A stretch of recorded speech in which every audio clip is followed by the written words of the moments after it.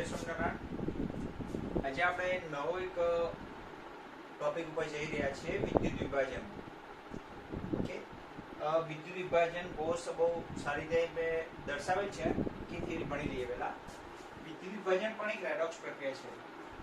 Okay, Daniel course એ વિદ્યુત રાસાયણિક course છે જેમાં રાસાયણિક ઉર્જાનું વિદ્યુત ઉર્જામાં રૂપાંતર થાય છે। ઓકે, અહીંયા વિદ્યુત ઉર્જાનું રાસાયણિક ઉર્જામાં રૂપાંતર થશે, પણ અહીં થશે તો રેડોક્સ પ્રક્રિયા। વિદ્યુત રાસાયણિક કોષ અને વિદ્યુત વિભાજન કોષ આ દેખાય છે એ વિદ્યુત વિભાજન કોષ છે, અને ડેનિયલ કોષ છે વિદ્યુત રાસાયણિક કોષ છે। ચલો, ડેનિયલ કોષમાં શું હતું, આપણે બે પાત્રો લેતા હતા। ઓકે, બંને પાત્રોમાં કોઈના કોઈ વિદ્યુત વિભાજ્ય ભરી દેતા, એમાં બે વિદ્યુત ધ્રુવ ઉગાડવામાં આવતા, એક એનોડ અને બીજો કેથોડ હોય, વચ્ચે રાખવામાં આવે સોલ્ટ બ્રિજ। તો અહીંયા શું હતું, અહીં કેમિકલ રેડોક્સ પ્રક્રિયા થતી હતી, અને રેડોક્સ પ્રક્રિયા પછી આપણને વિદ્યુત ઉર્જા મળતી હતી। તો કઈ ઉર્જાનું, આને વિદ્યુત રાસાયણિક કોષ કહેવાય। ડેનિયલ કોષનો કયો કોષ કહેવાય? વિદ્યુત રાસાયણિક કોષ, જે રાસાયણિક ઉર્જાનું કઈ ઉર્જામાં રૂપાંતર કરે છે? વિદ્યુત ઉર્જામાં। રાસાયણિક ઉર્જાનું કઈ ઉર્જામાં રૂપાંતર કરે છે? વિદ્યુત ઉર્જામાં। જ્યારે આ વિદ્યુત ઉર્જાનું રાસાયણિક ઉર્જામાં રૂપાંતર કરશે, અહીં વિદ્યુત ઉત્પન્ન થાય છે, જ્યારે અહીં બહારથી વિદ્યુત પ્રવાહ આપવામાં આવે છે। ચલો તો આપણે આ કયો કોષ છે? આ વિદ્યુત વિભાજન કોષ, આ તો વિદ્યુત રાસાયણિક કોષ। અહીં રાસાયણિક ઉર્જાનું વિદ્યુત ઉર્જામાં, જ્યારે અહીં વિદ્યુત ઉર્જાનું રાસાયણિક ઉર્જામાં રૂપાંતર થશે। બંને વચ્ચેનો તફાવત આના પછીના નેક્સ્ટ લેક્ચરમાં આપણે ચેક કરવાના છીએ। ઓકે, આ તો તમને થોડો ખ્યાલ આપી દો। ઓકે, હવે જો સાંભળી લો તમે, વિદ્યુત વિભાજન પણ એક રેડોક્સ પ્રક્રિયા છે। આ વિદ્યુત વિભાજન આપણે જે આગળ શીખ્યા ડેનિયલ કોષ ને બધાની અંદર કહેવાય વિદ્યુત રાસાયણિક કોષ, આ વિદ્યુત વિભાજન કોષ। ત્યાં પણ રેડોક્સ પ્રક્રિયા થતી હતી, અહીંયા પણ રેડોક્સ પ્રક્રિયા થશે, ઓક્સિડેશન અને રિડક્શન થશે। વિદ્યુત વિભાજનમાં વિદ્યુત ઉર્જાનું કઈ ઉર્જામાં રૂપાંતર થાય છે? રાસાયણિક વિદ્યુત ઉર્જાનું રાસાયણિક ઉર્જામાં, જ્યારે ડેનિયલ કોષમાં રાસાયણિક ઉર્જાનું વિદ્યુત ઉર્જામાં। વિદ્યુત વિભાજન પ્રક્રિયા માટે વપરાતા સાધનને વિદ્યુત વિભાજન કોષ કહેવાય। આ વિદ્યુત વિભાજન આ પ્રક્રિયા માટેનું જે સાધન આવે છે, જે બ્લેક કલરથી મેં એક પાત્ર બતાવ્યું છે તમને, આ પાત્ર, ઓકે, એના આખી સિસ્ટમ, એને કહેવાય વિદ્યુત વિભાજન કોષ। કઈ પ્રક્રિયા માટે વપરાય છે? વિદ્યુત વિભાજન પ્રક્રિયા માટે વપરાતા કોષને કયો કોષ કહેવાય? વિદ્યુત વિભાજન કોષ કહે છે। વિદ્યુત વિભાજન કોષમાં શું ભરવામાં આવે? વિદ્યુત વિભાજ્યનું પીગલિત અથવા જલીય દ્રાવણ કોષમાં ભરવામાં આવે। હવે કોનું દ્રાવણ ભરવામાં આવે? વિદ્યુત વિભાજ્યનું। શેમાં? આને શું કહેવાય? વિદ્યુત વિભાજન કોષ કહેવાય। અને એની અંદર શું ભરવામાં આવે? પહેલા વિદ્યુત વિભાજ્યનું જલીય અથવા પીગલિત દ્રાવણ।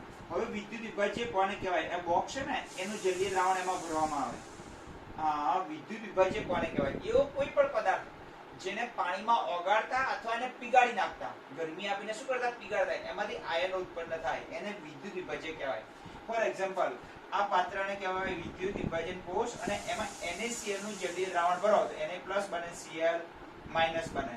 તો એવો કોઈ પણ પદાર્થ જેને પાણીમાં ઓગાળતા અથવા પીગાળતા આયનોમાં રૂપાંતર પામે, પાણીમાં ઓગાળતા અથવા પીગાળતા શેમાં રૂપાંતર પામે?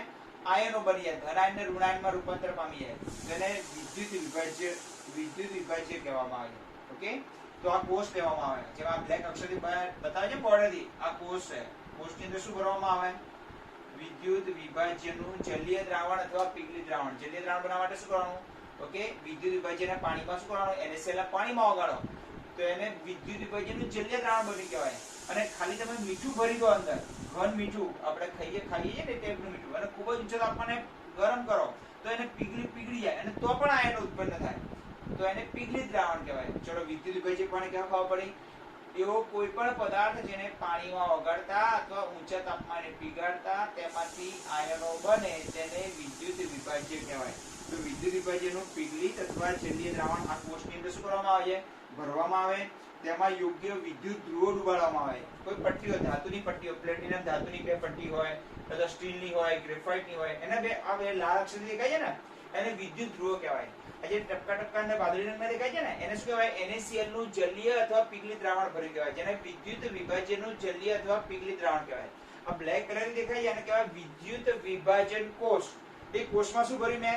NaCl નું પીગલિત દ્રાવણ ભર્યું। પીગાળવા માટે શું કરવું પડે?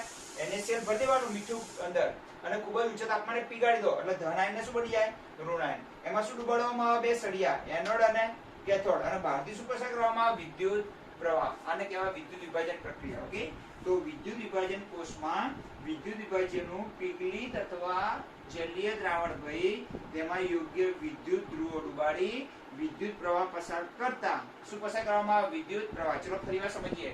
આ શું છે? કાળું રંગનું પાત્ર, એને કહેવાય વિદ્યુત વિભાજન કોષ. એમાં શું ભરી દીધું? NaCl નું પીગલિત દ્રાવણ.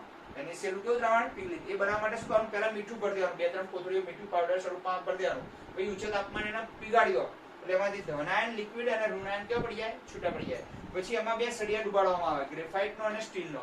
એને કહેવાય વિદ્યુત ધ્રુવો. તો વિદ્યુત વિભાજન કોષમાં વિદ્યુત વિભાજનનું પીગલિત અથવા જલીય દ્રાવણ ભરી તેમાં યોગ્ય વિદ્યુત ધ્રુવો ડુબાડી બહારથી શું કરવામાં આવે? વિદ્યુત પ્રવાહ પસાર કરવામાં આવે છે. ઓકે, તો વિદ્યુત પ્રવાહ પસાર કરતા વિદ્યુત ધ્રુવો ઉપર ઓક્સિડેશન અને રિડક્શન થાય. આ લાલ કલર છે ને એને વિદ્યુત ધ્રુવો કહેવાય. તે ઓક્સિડેશન, એનોડ ઉપર ઓક્સિડેશન થાય અને કેથોડ ઉપર રિડક્શન થાય. ઓક્સિડેશન અને રિડક્શન પ્રક્રિયાથી નિપજો મળે છે. આ પ્રકારની પ્રક્રિયાને વિદ્યુત વિભાજન પ્રક્રિયા તરીકે ઓળખવામાં આવે. એ જે રેડોક્સ પ્રક્રિયા ને અહીંયા ઓક્સિડેશન થવાનું. ચલો NaCl નું શું ભરી દીધું? એક આ વિદ્યુત વિભાજન કોષ. વિદ્યુત વિભાજન કોષમાં ભર્યું મીઠું. મીઠાના ઊંચા તાપમાને પીગાડ્યું એટલે વિદ્યુત વિભાજનનું શું બનાવ્યું કહેવાય? જલીય કે પીગલિત દ્રાવણ? પીગલિત દ્રાવણ. તેમાં શું ડુબાડ્યા? 2 વિદ્યુત ધ્રુવો, સ્ટીલ અને દેખાય છે ને એનોડ ઉપર એનોડ તરીકે ગ્રેફાઇટ લેવામાં આવે, ગ્રેફાઇટનો સળિયો હોય, અને કેથોડ તરીકે સ્ટીલ લેવામાં આવે અને બહારથી શું આપવામાં આવે? વિદ્યુત પ્રવાહ પસાર કરવામાં આવે, અંદર દાખલ કરવામાં આવે. હવે એનોડને બેટરીના ધન ધ્રુવ સાથે જોડવામાં આવે, કેથોડને બેટરીના ઋણ ધ્રુવ સાથે જોડવામાં આવે. હવે ચલો એનોડને બેટરીના ધન ધ્રુવ સાથે જોડો તો એની તરફ કયો આયન જાય? એનાથી વિરુદ્ધ આયન, ઋણ આયન જવાનો. અને કેથોડને બેટરીના ઋણ ધ્રુવ સાથે જોડો તો એની તરફ કયો આયન જવાનો? ધન આયન જવાનો. અને એનોડ ઉપર ઓક્સિડેશન થવાનું. ઓકે, તો NaCl ના વિદ્યુત વિભાજનમાં એનોડ તરીકે ગ્રેફાઇટનો સળિયો, કેથોડ તરીકે સ્ટીલ લેવામાં આવે છે. એનોડ ઉપર ઓક્સિડેશન થાય. હવે આ સમજવા જેવી પ્રક્રિયા છે. ચલો એનોડ ઉપર નીચે જો પ્રક્રિયા લખી છે પણ અહીં સમજાવું છું. ચલો એનોડ ઉપર કયા આયનો ગયા? Cl માઈનસ આયન જશે, લિક્વિડ ફોર્મમાં છે ને. અને કેથોડ ઉપર કયા આયનો જશે? Na પ્લસ આયન જાય, એ પણ લિક્વિડ ફોર્મમાં છે. કારણ કે જલીય દ્રાવણ નથી, જલીય હોત તો એક્વાસ હોત. આ પીગલિત દ્રાવણ છે. પાણી નાખીને આયનો નથી બનાવ્યા, ઊંચા તાપમાને પીગાડીને આયનો બનાવ્યા છે. ઓકે, હવે આની પર વધારાનો ચાર્જ કેટલો છે? -1. ચલો એ ગુમાવે તો ક્લોરીન અહીંથી ઇલેક્ટ્રોન કેવો પડી જાય? છૂટો પડી જાય અને એથી Cl બની જાય. પણ Cl એકલો રહી શકતો નથી, 2 Cl2 જોડાય અને ગેસ બનાવે. ચલો ખબર પડી ગઈ. તો Cl માઈનસ આયનો જે પોતાનું ઓક્સિડેશન થયું, ઇલેક્ટ્રોન ગુમાયા અને શું બનાવ્યો? Chlorine gas. તો આપણે અહીંયા પરપોટા નીકળશે. કોના? ક્લોરીન વાયુના પરપોટા નીકળશે બહાર. ઓકે, અને બેલેન્સ કરવા માટે કેવા મૂકીશું? 1/2. હવે Na પ્લસ આયનો આ ઇલેક્ટ્રોન શું કરશે? મેળવે. ચલો ઇલેક્ટ્રોન મેળવે એટલે રિડક્શન થયું કહેવાય. એટલે વિભાગ ઘટી જાય એટલે સોડિયમ બની જાય, પરમાણુ બની જાય. તો સોડિયમ ધાતુ મળવાની. તો અહીંયા આપણે સોડિયમ ધાતુ મળશે, સોલિડ એકદમ લુગદી સ્વરૂપમાં ધાતુ મળે છે. ચલો ખબર પડી ગઈ તમને. આમ વિદ્યુત વિભાજનમાં શું થાય? જે પદાર્થનું તમે વિદ્યુત વિભાજન કરો ને એ પદાર્થ મળેલા તત્વો કેવા પડી જાય? છૂટા પડી જાય. પણ વિદ્યુત વિભાજન માટે જરૂરી છે કે વિદ્યુત વિભાજનનું જે તમે ઉમેરો એનું આયનોમાં રૂપાંતર થવું જોઈએ, ધન આયન અને ઋણ આયન. એટલા માટે ખાંડ, ગ્લુકોઝ અને યુરિયાનું વિદ્યુત વિભાજન શક્ય નથી. કારણ કે ખાંડને પાણીમાં ઓગાળો તો ઓગળી તો જાય પણ આયનો ઉત્પન્ન થતા નથી. તો વિદ્યુત વિભાજન ક્યારે થાય? કોઈ પદાર્થનું એમાં રહેલા તત્વો ક્યારે છૂટા પડે?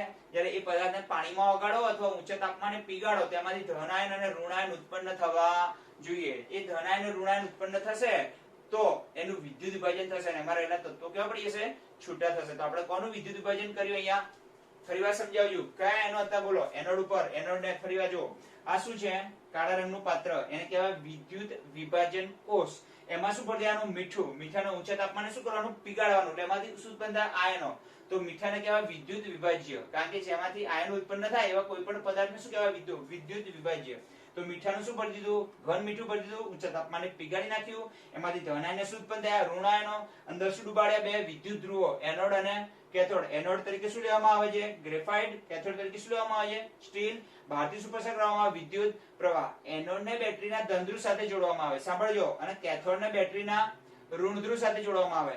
આથી એનોડ તરફ ધન ધ્રુવ તરફ જોડો એટલે એનોડ તરફ કયા આયનો જાય? ઋણ આયનો જાય. ઋણ આયનો પોતાના ઉપર રહેલો વધારાના ઇલેક્ટ્રોન શું કરશે?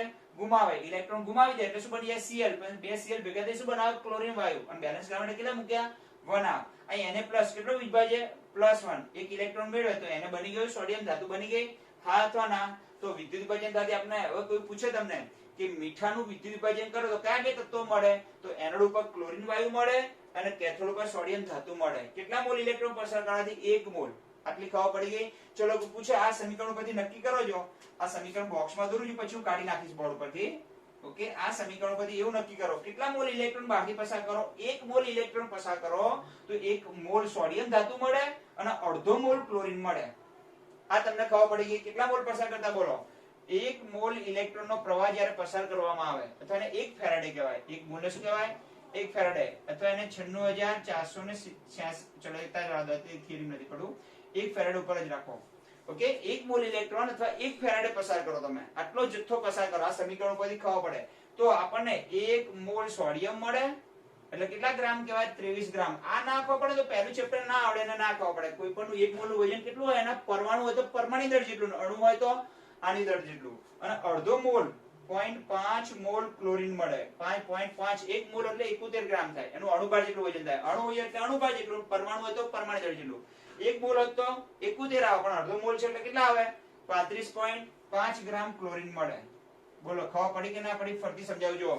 ઓકે, કેટલા મોલ ઇલેક્ટ્રોન પસાર કરો? 1 મોલ. કેટલા મોલ સોડિયમ મળી? 1 મોલ. સોડિયમ નું પરમાણુ દળ કેટલું? 23 ગ્રામ. 1 મોલ નું વજન કેટલું હોય? એના પરમાણુ હોય તો પરમાણુ દળ જેટલું, અણુ હોય તો આણી દળ જેટલું. પણ એ અડધો મોલ ક્લોરીન મળે. ક્લોરીન નું આણી અણુભાર શોધો કેવી શોધાય? Cl2 તો 2Cl 2 35.5 એટલે કેટલા થાય? 71 થાય. હા અથવા ના? તો ક્લોરીન 1 મોલ હોય તો 71 ગ્રામ, પણ કેટલા મોલ ક્લોરીન મળે છે? 0.5 મોલ. તો કેટલા ગ્રામ ક્લોરીન મળે કહેવાય? 1 મોલ હોય તો 71 ગ્રામ, પણ અડધો મોલ એટલે એના અડધા ગ્રામ, 35.5 ગ્રામ. તો આ રિએક્શન ઉપરથી તમને આવી ખબર પડવી જોઈએ તો તમને એક્ઝામ્પલ આવડશે. ચલો આપણે કોનું વિદ્યુત વિભાજન કર્યું? NaCl ના પીગલિત દ્રાવણનું. ચલો ક્લિયર. એનોડ તરીકે શું લીધું? ગ્રેફાઇટ. કેથોડ તરીકે સ્ટીલ. બહારથી શું પસાર કર્યો? વિદ્યુત પ્રવાહ. અંદર ભરી દીધું NaCl નું પીગલિત દ્રાવણ. બે વિદ્યુત રોડ ઉગાડ્યા, બહારથી વિદ્યુત પ્રવાહ પસાર કર્યો. એનોડ ને ધન ધ્રુવ સાથે જોડ્યા, આથી એની તરફ કયા આયનો આયા? ઋણ આયનો. કેથોડ ને ઋણ ધ્રુવ સાથે જોડ્યો બેટરીના, માટે એની તરફ ગયા ધન આયનો. એનોડ ઉપર ઓક્સિડેશન થયું, ઇલેક્ટ્રોન ગુમાવે, ક્લોરીન વાયુ છૂટો પડે અને કેથોડ પર ઇલેક્ટ્રોન સોડિયમ ધન આયન મેળવે છે. ઓકે, એટલે આયનોમાંથી આપણને તત્વો છૂટા પડેલા છે. ઓક્સિડેશન ને શું થયું? રિડક્શન. તો આ ઘટનાને કહેવાય વિદ્યુત વિભાજન. અને ડેનિયલ કોષને કયો કોષ કહેવાય? વિદ્યુત રાસાયણિક. તે રાસાયણિક ઉર્જાનું વિદ્યુત ઉર્જામાં, જ્યારે અહીં વિદ્યુત ઉર્જાનું રાસાયણિક ઉર્જામાં રૂપાંતર થાય છે. તો આપણે બે વચ્ચેનો તફાવત જોઈશું આના પછી. કયા બે વચ્ચેનો તફાવત? વિદ્યુત વિભાજન કોષ અને વિદ્યુત રાસાયણિક કોષ. ચલો આને કહેવાય વિદ્યુત વિભાજન કોષ અને ડેનિયલ કોષને કહેવાય વિદ્યુત રાસાયણિક કોષ. બંને વચ્ચેનો શું જોઈ લઈએ? તફાવત. બંને કોષો સામ સામે મૂકી દઈએ અને જે કે ડિફરન્સ લાગે છે એ આપણે લખતા જઈએ. ઓકે, જય સ્વામિનારાયણ.